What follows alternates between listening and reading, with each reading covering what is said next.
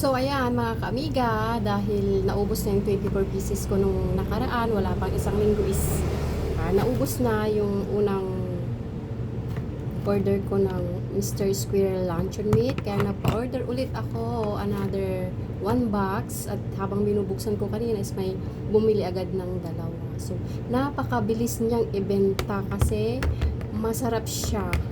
Hindi siya maalat at matagal ang kanyang expiration, 2029 pa, and madali lang siyang i-open, hindi ka mahirapan mag-open. So ayun, sa mga hindi pa nakatikim ng luncheon meat ni Mr. Squirrel, try nyo na din to mga amiga. Okay na okay siya, pwede siya pang baon sa school, pang palaman sa mga tinapay. Ito naging favorite ni Casey, hindi siya kumakain. Yung anak ko, yung isa is pihikan yun sa pagkain sa ulam. Pero ito yung nagustuhan niya, Squirrel Luncheon Meat. Kaya try mo na din mga mamshies. Malapit ng pasukan. Habang mura pa.